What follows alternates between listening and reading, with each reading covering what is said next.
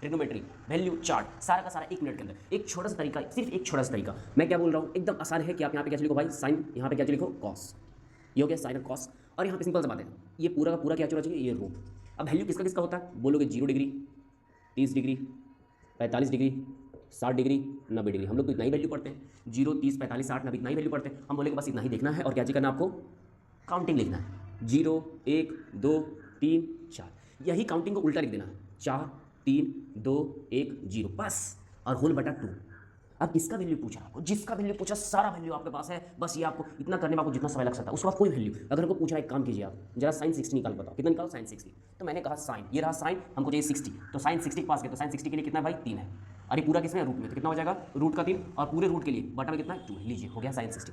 अगर मुझे किसी ने कहा अच्छा ठीक है आप जरा ये बहुत हो गया, आप जरा साइन 45 निकाल के बताओ, तो मैंने कहा ये रहा साइन, ये रहा 45, साइन 45 के सामने कितना है, बोलेंगे 2 है, और ये पूरा ऊपर क्या रूट है, कितना हो जाएगा रूट का 2 अपॉन कितना हो जाएगा 2।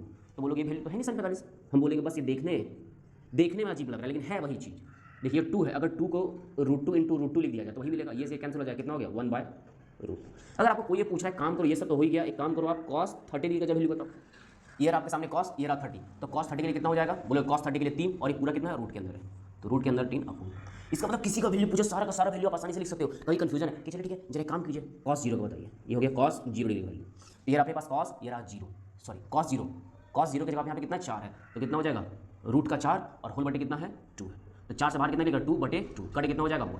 तो सारा का सारा वैल्यू, अगर आपको अब ये लग रहा है कि ठीक है साइन और कॉस समझ लें, यहाँ पे साइन है कॉस है तो आप आसानी से निकाल देते कि जितना वैल्यू रखना था उसको रूट के अंदर वाला यार पूरा होल बटे 2, ये ठीक है, इसमें तो कोई दिक्कत नहीं है, जरा आप 10 का निकाल के बताओ तो मैं जानूँ, तो मैं कहूँगा बस 10 होता क्या, साइन बटे क्या होता है कॉस, यही ना होता है साइन, 10 यही होता है साइन बटे कॉस। इसका मतलब अगर ये रहा साइन ये रहा कॉस, इन दोनों को अगर डिवाइड करेंगे तो क्या आ जाएगा 10 आ जाएगा। आइए करके देखते हैं। अगर कोई हमको बोला काम कीजिए आप 10 45 सबसे पहले निकालो, 10 45, मैंने कहा 10 45, तो साइन और कॉस को डिवाइड करेंगे 45 से, लीजिए 10 45 इन दोनों को डिवाइड, कितना आ जाएगा रूट में 2 डिवाइड 2, कट कितना हो जाएगा 1, और रूट में 1 रहेगा कितना जाएगा आंसर 1 हो गया।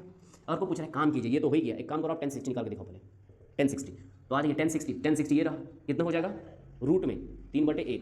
अब सिंपल सा बात है, एक के ऊपर रूट रहने वाला है नहीं, तो कितना हो जाएगा रूट का 3। मतलब किसी का वैल्यू पूछे सारा का सारा वैल्यू एकदम आसानी से एकदम अच्छे तरीके से निकाल सकते हो, कोई प्रॉब्लम नहीं होने वाला। फिर बोलोगे चलिए ठीक है ये सब तो वैल्यू हो गया, चलिए साइन भी हो गया कॉस भी हो गया 10 भी हो गया। अब यहाँ पर अगर और पूछे तब हम बोलेंगे बस इतना ध्यान रखना कि जो अपना साइन है वो साइन किसका उल्टा होता है, कॉसेक का। अगर आपको पूछा देखिए अगर साइन 30 का वैल्यू कितना है तो बोलेंगे साइन 30 का वैल्यू 1/2 है, तो बताइए कॉसेक 30 का वैल्यू कितना होगा, बोलेंगे इसको क्या कर देना बस इसका रेसिप्रोकल लिख देना।